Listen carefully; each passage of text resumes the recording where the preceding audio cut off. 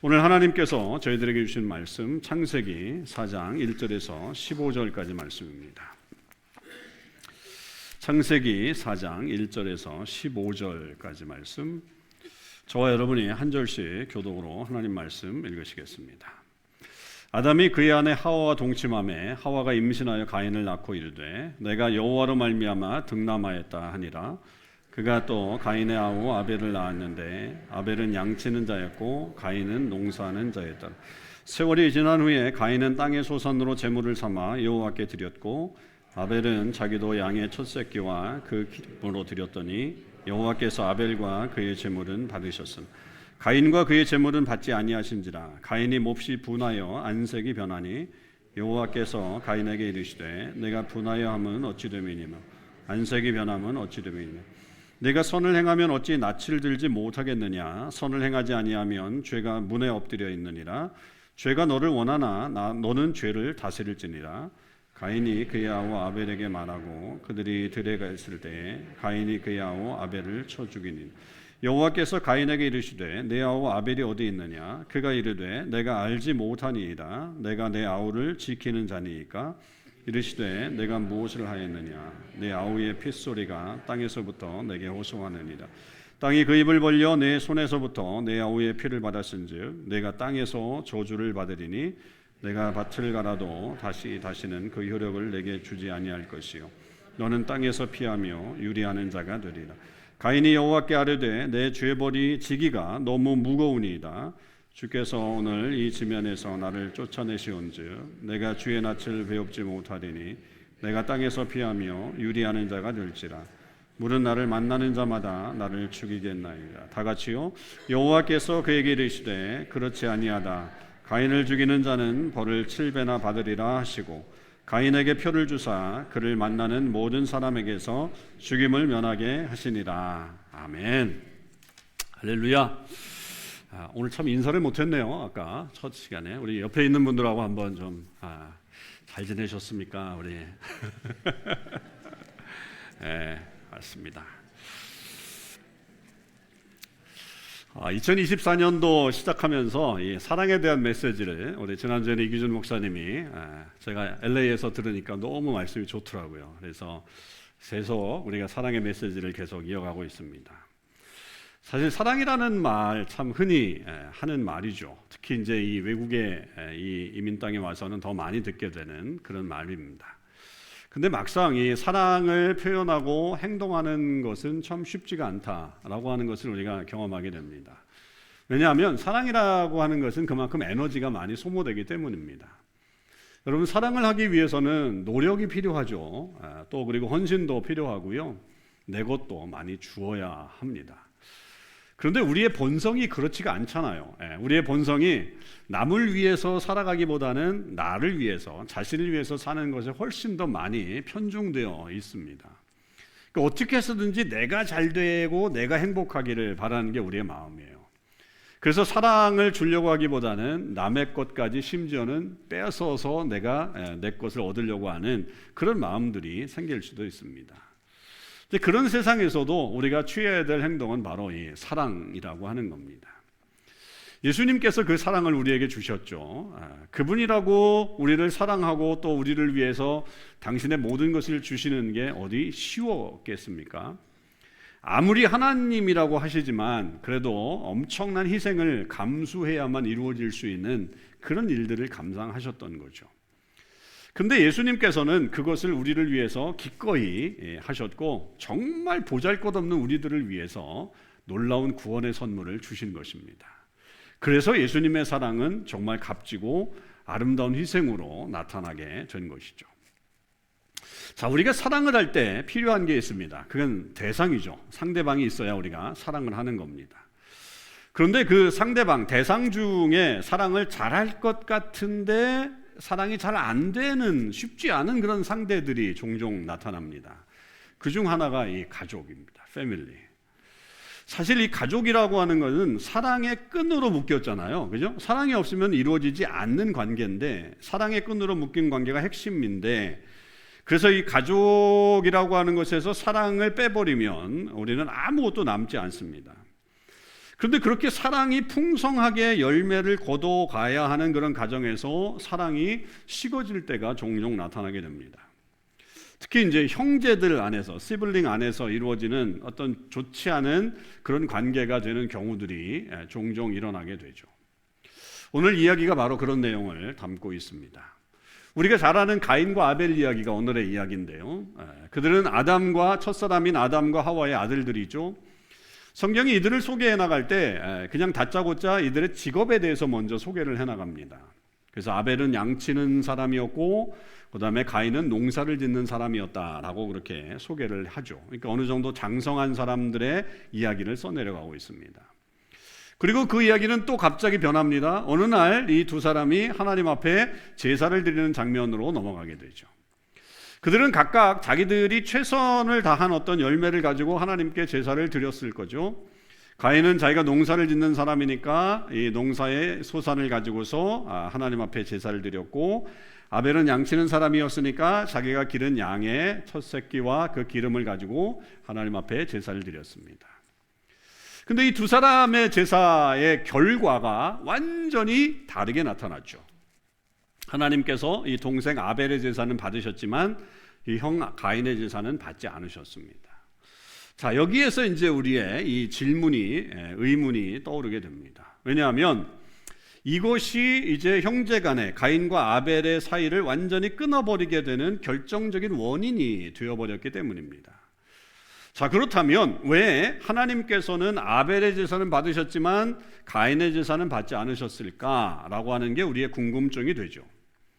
제가 어릴 적에 이 질문에 대한 해답을 몇 번 얻은 적이 있습니다. 옛날 목사님들 혹은 또 선배님들은 그렇게 얘기했죠. 자, 성경을 자세히 봐라. 창세기 4장을 자세히 보면 가인에 드렸던 가인의 제물에 대해서는 그냥 땅의 소산이라고 그렇게 표현을 했지만, 아벨이 드린 제사에 대해서는 양의 첫 새끼를 드렸다, 이렇게 강조점을 주었다라고 하는 것이 그들의 답변이었습니다. 그러니까 아벨이 드린 제물은 첫이라고 하는 이 첫 새끼 양이었다라고 하는 것에 대한 강조점이 있다는 거죠. 이게 첫 것을 드렸다라고 하는 것에 이 아벨의 제물의 중요성이 있었다. 그래서 매우 준비되었고 아주 좋은 제물을 드렸던 것이다. 그런데 가인에 대해서는 그런 첫 곡식 이런 표현이 없으니까 그런 의도가 없었다라고 해석을 해버렸어요. 맞습니까? 여러분 그런 대답 들어보셨죠? 그런데 본문을 가지고서는 이런 해석을 할 수가 없습니다. 사실은 없어요. 단순히 그 표현을 가지고서 이 성경 기자가 우리에게 그것을 알려주기 위해서 그것을 했을까? 그렇게 해석할 수가 없어요. 비록 가인에게 첫이라고 하는 첫 소산이라고 하는 말이 없다고 할지라도 가인도 나름대로 아주 정성스럽게 제물을 준비해서 하나님 앞에 이 제사를 드렸으리라고 하는 것은 우리가 충분히 짐작을 하죠. 그냥 대충 드리진 않았겠죠. 자, 그렇다고 한다면 왜 한 사람의 제사는 받으셨고 다른 사람의 제사는 안 받으셨을까라고 하는 궁금증은 여전히 우리에게 남습니다. 그래서 우리가 찾을 수 있는 답은 신약을 통해서 얻을 수 있죠. 히브리서 11장 4절입니다. 믿음으로 아벨은 가인보다 더 나은 제사를 드림으로 의로운 자라 하시는 증거를 얻었으니 하나님이 그 예물에 대하여 증언하심이라. 그가 죽었으나 그 믿음으로 지금도 말하느니라. 그렇게 되어 있어요. 이게 답이죠. 이게 우리가 성경에서 받을 수 있는 답입니다. 자, 히브리서 기자는 이 아벨이 드린 제사가 더 나은 제사라고 분명하게 표현을 했어요. 더 나은 제사였다. 그렇게 말하면서 그 더 나은 제사는 무엇으로 드린 제사였냐면 믿음으로 드린 제사였다라고 그렇게 말하고 있습니다. 그리고 하나님은 그렇게 믿음으로 드린 제사를 드린 이 아벨에 대해서 의로운 자라라고 하는 그런 칭찬을 해주셨다라고 히브리서 기자는 분명하게 말하고 있죠. 자, 그러면 우리가 여기서 결론을 내릴 수 있는 것은 그들이 드렸던 것의 이 문제는 제물의 문제가 있었던 게 아니라 뭐의 문제가 있었어요? 믿음의 문제가 있었던 것으로 우리는 알게 됩니다. 이게 이제 답이 되는 거죠. 자, 그러면 믿음이 무언가? 히브리서 11장 1절을 다시 봐야 되겠죠. 믿음은 바라는 것들의 실상이요 보이지 않는 것들의 증거니, 이렇게 되어 있습니다. 자, 바라는 것들의 실상, 보이지 않는 것들의 증거라고 하는 말은 우리가 원하는 게 있으면 그 원하는 것이 확실하게 이루어질 것이다 라고 하는 것에 대한 확신이고, 나아가서 때로는 내가 볼 수는 없어도, 내가 볼지 못해도 그게 확실하게 존재하고 있다라고 하는 것에 대한 확신이 믿음이라, 이렇게 설명하고 있는 거죠. 그러면 이 믿음의 반대는 우리가 생각할 때 당연히 의심입니다. 의심. 자, 그럼 이것을 가지고 우리가 해석을 해낸다면, 자, 아벨이 믿음으로 제물을 드렸다라고 하는 것은 결국 하나님이 존재하신다, 하나님이 계신다라고 하는 것을 분명히 믿고 그 제사를 드렸다라고 하는 것에 있어요. 반면에 이 가인은 이 믿음이 아닌 의심이 있었기 때문에 하나님의 존재에 대해서 반신반의했을 뿐만 아니라 그렇게 내가 제사를 드린다고 해도 하나님이 자기에게 복을 주실 것이라고 하는 확신을 갖지 못했을 가능성이 높다라고 하는 것을 우리는 알게 됩니다. 의심이니까. 여러분, 여기서 우리는 매우 중요한 예배자의 모습을 우리에게 말해주고 있는 것을 배워야 합니다. 구약에서 제사를 드린다라고 하는 것은 오늘날 우리가 예배를 드리는 것과 동일하다라고 말할 수 있습니다. 자, 그렇다면 여러분은 지금 예배를 드릴 때 어떤 마음을 가지고 예배를 드리고 계십니까? 지금 진정 여러분들은 하나님 앞에서 예배를 드리고 있다라고 생각하고 계십니까? 지금 이 시간 내가 이 예배를 드리는 것이 살아계신 하나님이 우리의 예배를 받으신다라고 하는 확신을 갖고서 예배를 드리고 계십니까? 그리고 우리가 진정한 예배를 드릴 때 하나님께서 우리에게 보이진 않지만 앞으로 주어질 넘치는 복을 주실 것이라고 하는 믿음을 갖고 계십니까? 만일 그런 마음이 없다면 여러분, 우리가 보내는 이 1시간 반의 시간은 아무런 의미가 없어요. 이거는 정말 시간 낭비밖에 되지 않아요. 그래서 이 영성학자인 유명한 마르바돈이라고 하는 이 영성신학자가 예배를 뭐라고 표현했냐면 A royal waste of time, 고귀한 시간 낭비 그랬어요. 고귀한 시간 낭비. 그냥 예배를 우리가 어떤 사람은 그냥 웨이스팅 하는 것으로 생각하지만 이거는 그런 웨이스팅 타임이 아니라 royal waste of time 이렇게 표현했다라고 하는 거죠. 그만큼 예배의 시간이 헛되지 않다는 거예요. 이것은 하나님을 영화롭게 할 뿐만 아니라 우리에게 정말 놀라운 이 로열, 하나님의 고귀한 그런 은혜의 시간으로 들어가는 시간이다라고 하는 것을 우리에게 말하고 있는 거죠. 여러분, 우리는 진정으로 하나님을 예배하는 예배자가 되어야 합니다.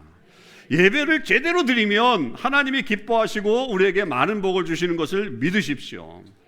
그러나 예배에 실패하면 삶이 황폐해져요. 여러분, 예배에 실패한 가인이 결국 동생을 죽이잖아요. 비극이 시작되잖아요. 죄를 저지르게 되잖아요. 엄청난 삶의 비극이 나타나게 됐어요. 우리 삶에 뭔가 악귀가 안 맞을 때가 있어요. 살아가다 보면 뭔가 뒤틀릴 때가 있어요. 이런 일이 자연히 될 것 같은데 안 되는 경우가 있어요. 뭔가 뒤틀리는 경험을 하고 계실 때 여러분, 우리가 점검해야 될 게 뭐냐면 내 예배의 삶이에요. 내 예배의 삶. 내 예배가 제대로 되고 있는가, 그렇지 않은가를 내가 점검해 볼 때 내 삶의 구겨진 부분들, 뒤틀린 부분들을 다시 점검해 볼 수 있다는 거예요. 그리고 다시 예배에 집중하시고 하나님의 은혜를 사모하세요.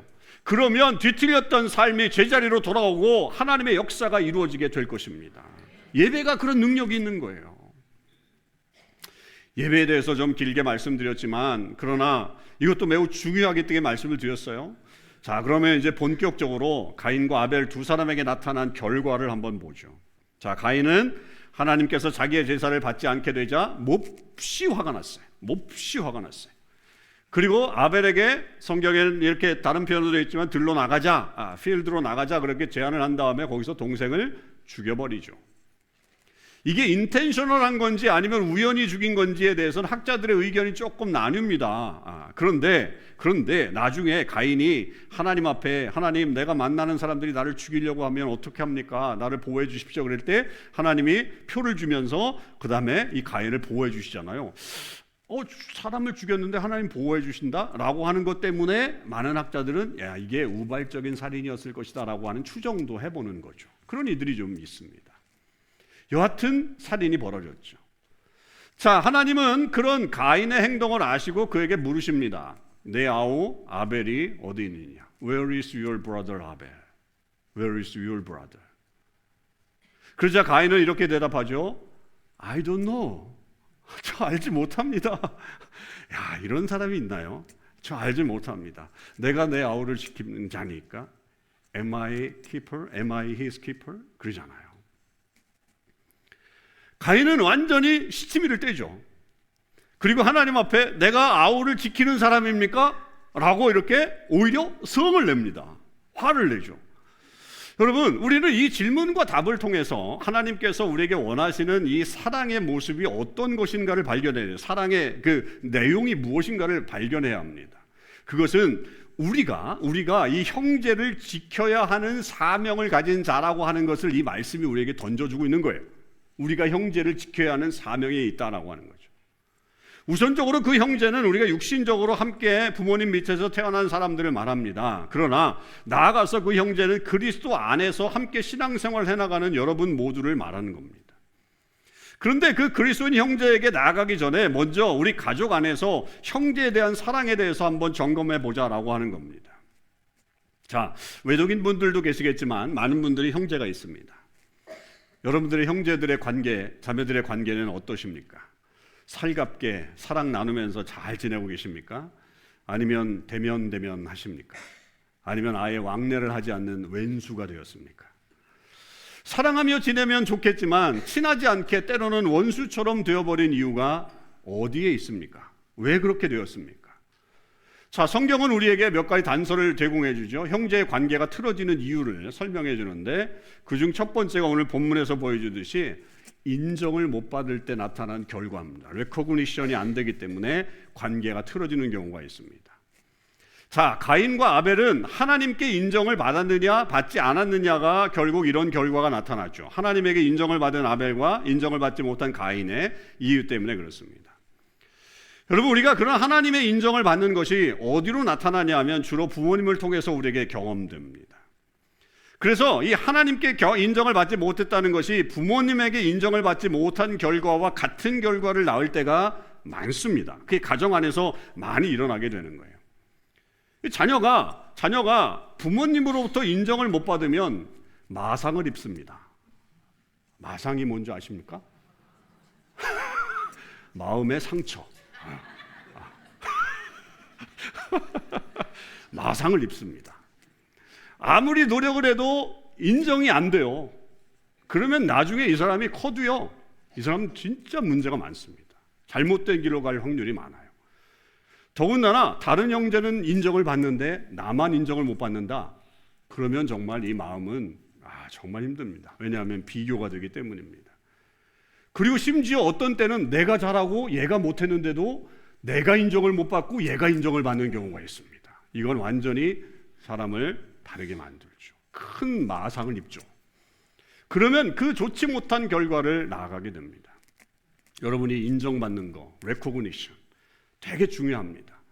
부모님들이 자녀들을 인정을 해주셔야 돼요. 잘했다 칭찬하고 그렇게 인정해 줄 때 형제 간의 사랑도 잘 키워지는 거지, 한 사람만 이렇게 인정해주고 안아주면 이게 문제가 생기는 거예요. 이게 하나님으로부터 시작됐지만 가정 안에서 나타날 수 있는 현상이라고 하는 겁니다.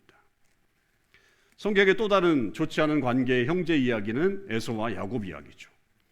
두 사람의 관계도 틀어졌죠. 이 형이 쌍둥이였는데 틀어지게 됐습니다. 결정적인 그 이유는 아버지의 축복 때문이었죠. 아버지가 축복해 주는 것 때문에. 원래 장자에게 가야 될 권한이 이 에서에게 있었는데 에서가 그것을 갖지 못하고 이 야곱이 속임수로 아버지의 장자의 복을 결국 받기 때문에 이 복이 야곱에게 넘어갔어요. 그 이후 그들은 서로 떨어지게 되었죠. 같이 살 수가 없게 되었습니다. 서로 원수가 되었습니다. 야곱은 형이 무서워서 자기를 죽일까 봐서 감히 집에 돌아올 수가 없었어요. 그 세월을 20년이나 보냈습니다. 20년 후에 집으로 돌아옵니다. 그래서 둘이 화해를 하죠. 우리가 잘 알듯이 야복강을 넘어가지고 화해를 하게 되지만 여러분, 야곱은요 끝까지 형하고 함께 하지 않습니다. 그 성경을 보시면 에서가 화해한 다음에 아우야 우리 같이 살래? 그렇게 물어요. 그럴 때 야곱이 아니요 형, 나는 형과 떨어져 살 겁니다 이렇게 얘기해요. 이 야곱이 얼마나 지혜로운 사람인지 보셔야 돼요. 끝까지 함께 하지 않아요. 이 두 사람이 그렇게 사랑하지 못하고 서로 원수처럼 살게 된 이유는 뭘까요? 부모님의 편애 때문입니다. 공평하지 않은 사랑 때문에 그렇습니다. 두 사람은 사랑을 받았어요. 두 사람은 각각 사랑을 받았는데 어떤 사랑을 받았냐 하면 에서는 아버지의 사랑만, 야곱은 어머니의 사랑만 받았어요. 그러니까 부모님이 공평하게 두 아들을 사랑한 게 아니라 각각 자기 마음 가는 대로 그 아들을 맞게 사랑하게 되니까 결국 자녀들 안에 그런 골이 생기게 된 거죠. 골이 생기게 된 거예요. 우리 부모님들은 늘 말합니다. 10손가락 깨물면 안 아픈 손가락이 있어요, 없어요? 에? 있어요? 있으면 안 되잖아요. 밑에서 예배 드렸더니 덜 아픈 손가락은 있고 많이 아픈 손가락은 있다 그러더라고요. 그게 더 맞긴 한 것 같아요. 그죠? 부모님들이 안 아픈 손가락은 없는 것 같은데 많이 아픈 손가락을 더 사랑하는 건 맞긴 한 것 같아요. 어떤 때는 우리가 그렇게 나뉠 수가 있다는 거죠. 사람이니까. 그죠? 부모님도 사랑이니까, 사람이니까 가능합니다. 근데 부모님에게 그런 모습이 나타나게 되면 자녀들이 상처를 받아요. 부모님이 그렇게 어떤 편애를 한다거나 일방적인 사랑을 한 사람에게 보내주면 그게 또 어려움이 오게 되죠. 그러면 그 부모님의 사랑을 쟁취하기 위한 투쟁이 자녀들 사이에 벌어지게 되죠. 그게 비극으로 이어집니다. 그래서 그런 면에서 부모님들은 역시 조심해야 될 부분이 있죠. 에서와 야곱이 가인과 아벨처럼 큰 비극으로 이어질 수 있었어요. 여기도 죽일 수 있었어요. 왜냐하면 형 에서가 400명의 군사를 데리고 야곱을 죽이려고 왔었으니까요. 그런데 다행스럽게도 에서와 야곱은 그렇게 형제간에 살인이 일어나지 않았습니다. 그건 하나님의 은혜였죠. 왜요? 야곱이 겸손하게 자기를 낮췄어요. 그래서 형을 만났기 때문에 그들에게는 아주 좋은 최선의 결과가 나타나게 되었죠. 여러분, 하나님께서 우리에게 가족을 주시고 나아가서 형제를 주신 이유는 무엇일까요? 왜 그렇게 우리에게 가족이라고 형제라고 하는 그런 태도를 주셨을까요? 그것은 사랑의 끈으로 이어진 이 패밀리라고 하는 이 관계에서 그 사랑을 한번 실천해 보라라고 하는 우리에게 실험의 대상, 그 사랑의 실천 장소가 되라고 하는 것으로 우리에게 주시는 거예요. 가장 가까이에 있는 사람을 한번 사랑해봐라. 근데 그 사랑을 사랑하지 못하면서 어찌 멀리 있는 사람을 사랑할 수 있겠다고 그렇게 말할 수 있게 되겠느냐? 그건 말이 되지 않는다. 근데 실제적으로 그런 일들이 너무너무 많이 일어나고 있더라 이 말이죠. 여러분, 어떤 분들은 겉으로 보기에는 세상 인류를 다 사랑하는 사람처럼 보입니다. 야, 저분은 진짜 사랑이 많으셔. 누구를 봐도 정말 사랑이 넘치고 정말 기쁨이 넘치는 분이야. 근데 막상 집에 가보면 그렇지가 않은 분들이 있을 수 있다는 거예요. 가정이 깨지고 대화가 안 되고 형제간의 우애가 사라져버린 그런 모습으로 살면서 겉으로는 정말 온 인류를 품은 것처럼 그렇게 할 수도 있다는 거죠. 여러분, 그런 설령 그런 모습이 거짓이 아니라고 할지라도 우리는 그 관계를 회복하지 않으면 안 된다라고 하는 거예요. 그건 분명히 해결해야 된다라고 하는 거죠.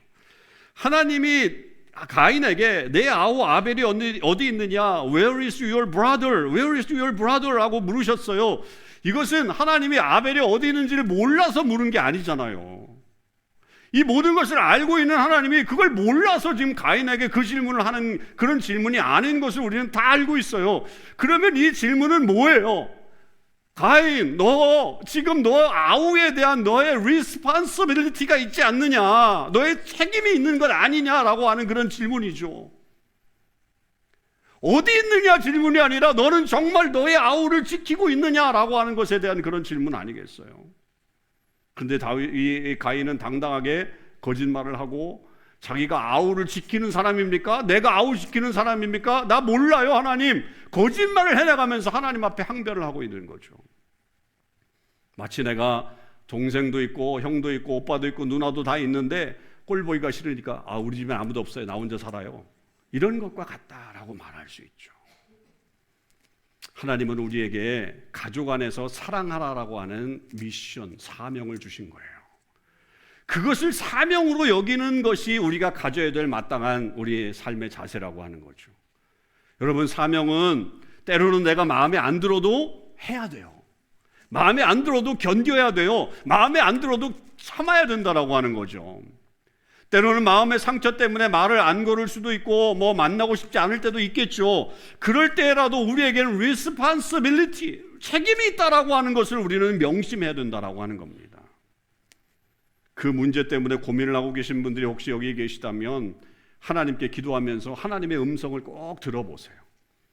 그리고 해결하실 수 있는 어떤 기회나 여건이 여러분들에게 마련된다면 그 관계를 꼭 회복하실 수 있길 바랍니다. 공동체 안에서도 마찬가지예요. 우리의 이 커뮤니티 안에서도 마찬가지예요. 하나님께서 왜 우리를 이렇게 공동체로 불러내셨을까요? 만약 우리를 개인적으로 부르셔가지고 하나님만 잘 믿으면 돼, 그렇게 얘기했다면 굳이 우리가 이런 교회, 이 커뮤니티라고 하는 곳에 나오지 않고 혼자 예배를 드리면 되는 것 아니겠어요? 그런데 왜 우리가 이렇게 모여서 예배를 드리죠? 하나님은 이런 관계를 통해서 우리에게 사랑을 실천하기를 원하시기 때문이에요. 때로는 그것이 사명처럼 여기라고 말씀하시는 거예요. 사명처럼 우리에게 다가오는 말씀인 거예요. 근데 이제 상처를 입으면 우리가 이렇게 얘기하죠. 하나님 또 이런 말씀을 들으면 오늘 또 목사님 말씀하셨는데, 그러면서 이제 답은 이거죠. 왜 하나님 나한테만 그러세요?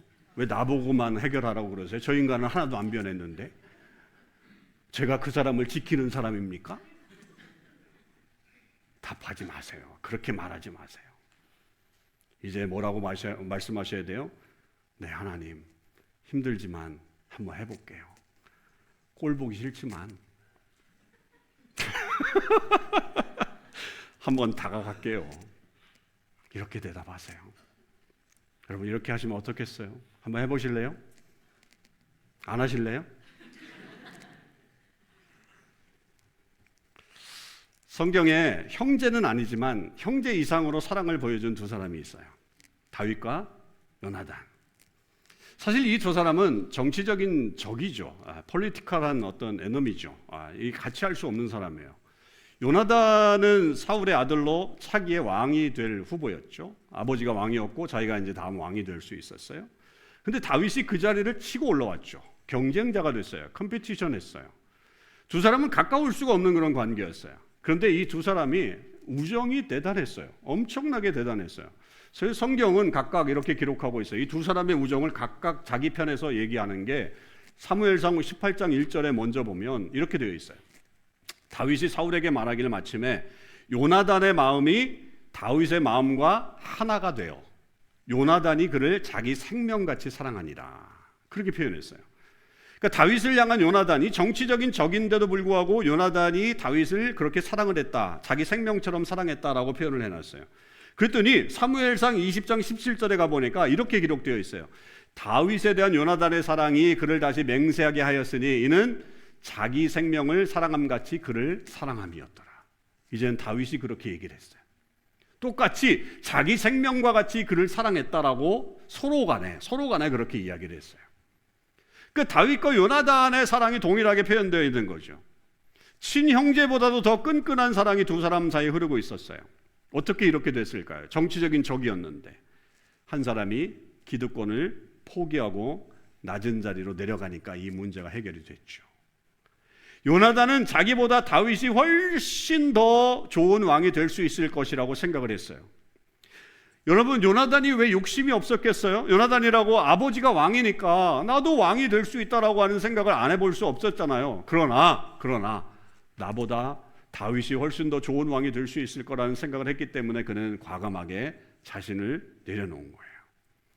한 사람의 희생이 두 사람의 사이의 사랑을 돈독하게 해주었죠. 사랑에는 희생이 따르는 거예요. 그 사랑 때문에, 그 희생 때문에 정치적인 적이었음에도 불구하고 나중에 끈끈한 우정의 관계를 이어가는 두 사람의 모습을 우리는 보게 됩니다. 예수님의 사랑을 이 시간 다시 한번 생각해 보죠. 십자가의 사랑은 두말할 거 없어요. 그것과 함께 예수님이 보여주신 제자들과 했던 마지막 밤의 모습을 우리 머릿속에 한번 다시 생각해 봅시다. 예수님은 수건을 허리에 두르시고 제자들의 발을 씻겨주셨습니다. 여러분, 남의 발을 씻겨주는 것은 종이나 하는 일입니다. 하인이나 하는 일이었어요. 남의 이 주인의 집에 손님이 찾아오면 얼른 이 하인이 가가지고 물덩어리를 가지고 그 수건을 차고 그 사람의 손님의 발을 씻겨주는 게 상례였습니다. 예수님은 바로 그 종의 행동을 하시면서 제자들에게 다가가셨죠. 그때 제자들은 예수님의 행동에 당황했겠죠. 당황스러웠겠죠. 선생님이 나에게 그렇게 행동을 하니까. 그러나 그들 마음속에는 예수님에 대한 존경, 예수님에 대한 사랑, 그리고 무엇보다도 둘 사이에 인티머시, 친밀감이 넘쳐났다는 거죠. 예수님의 낮아지심과 섬김은 결국 예수님과 제자들 사이에 관계를 형제 이상의 관계로 만들어서 나중에 그 모든 제자들은 예수님을 위해 목숨을 버리는 사람들이 되었습니다. 여러분, 우리는 형제를 사랑해야 합니다. 하나님을 사랑한다고 하면서 형제를 사랑하지 않고 미워하는 것은 어둠의 일이라고 요한일서에서 우리에게 말해주고 있습니다. 그런 사람은 거짓말하는 사람이라고 말하고 있습니다. 그리고 하나님을 사랑한다는 것을 더 이상 사람들에게 믿지 못하게 하는 사람이라고 말하고 있습니다. 우리가 하나님을 사랑한다면 마땅히 형제를 사랑해야 합니다. 지금 형제와의 관계가 멀어진 분이 계시다면 오늘 다시 하나님의 질문 앞에 Where is your brother?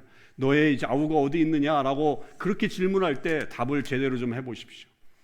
제가 제 아우를 지키는 자입니까? 라고 말한 게 아니라 제가 제 아우를 지키겠습니다 라고 말씀드려 보십시오. 그리고 예수님처럼 수건을 두르고 그의 발을 씻기는 심정으로 나아가 보십시오. 그러면 하나님의 놀라운 사랑의 은혜가 여러분 삶에 넘쳐나리라고 믿습니다. 기도하시겠습니다.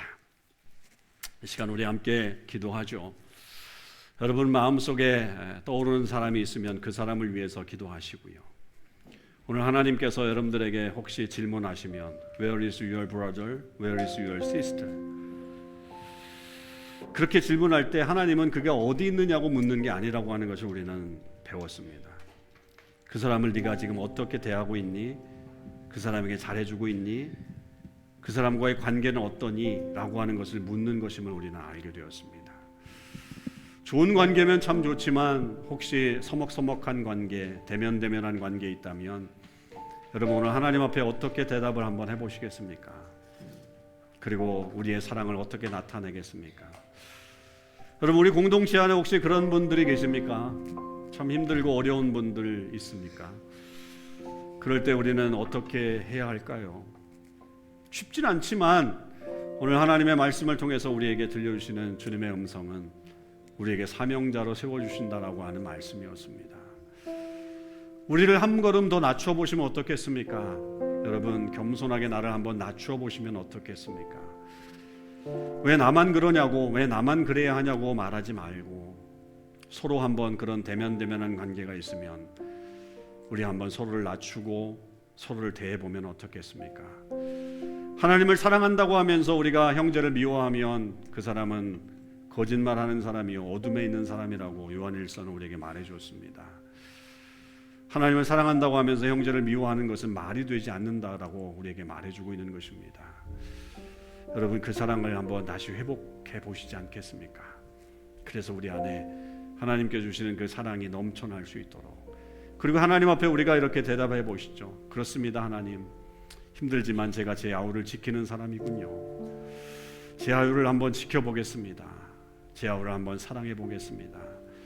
제 시스터를, 제 브라더를 그렇게 사랑해 보겠습니다. 그렇게 한번 고백하며 나아갈 때 여러분에게 있는 힘이 아닌 하나님이 주시는 힘이 나올 겁니다. 우리 지난주에 이규준 목사님 그런 말씀하셨잖아요. 여러분에겐 사랑이 없습니다. 하나님에게 사랑이 있어요. 하나님을 의지하면 그 사랑이 여러분들에게 임하게 될 겁니다. 그 사랑 가지고 한번 도전해 보십시다. 이 시간 한번 기도하죠. 하나님 그렇게 나아가길 원합니다. 하나님 우리 안에 그런 사랑이 넘쳐날 수 있게 달라고 우리 다 같이 소리내서 한번 다 같이 기도해 보겠습니다. 아버지 하나님 감사합니다. 저희들에게 하나님 이 귀한 시간을 허락해 주셔서 다시 한번 우리의 형제와 자매들 또 공동체 안에서 우리를 향해서 하나님 말씀하시는 것들을 듣게 하셨습니다.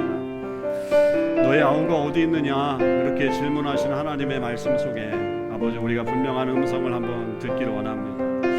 하나님이 그걸 모르시지 않기 때문에 아버지 하나님은 분명히 우리에게 책임을 주시기 위해서, 하나님 그 책임을 감당하라 하시기 위해서 우리에게 그 말씀하십니다. 하나님 때로는 어렵고 힘들지만, 때로는 정말 부대끼지만, 가슴 아프지만, 때로는 정말 버겁지만 하나님 내 안에 있는 사랑이 아니라 하나님이 주시는 사랑을 가지고 나아가기를 원합니다.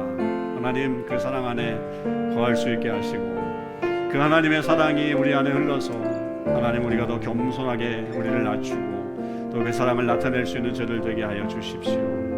하나님 우리 안에서 하나님 나 모릅니다. 내가 내 아우를 지키는 사람입니까? 하나님 그냥 내버려 두십시오라고 말하는 게 아니라 하나님 그렇습니다. 하나님 제가 지켜보겠습니다. 제가 한번 해보겠습니다 라고 그렇게 고백하며 나아가는 저희들 되게 하시고 하나님 그 속에서 하나님 주시는 그런 힘으로 저희들 아버지 아름다운 모습, 아름다운 관계, 아름다운 우리 패밀리 또 아름다운 공동체 만들어가게 하여 주시옵소서. 하나님 그렇게 하나님께서 주시는 것을 기대하오니 하나님 만들어 주셔서 정말 아름다운 공동체를 만들어가는 저희들 되게 주시옵소서. 하나님 도와주시길 원합니다.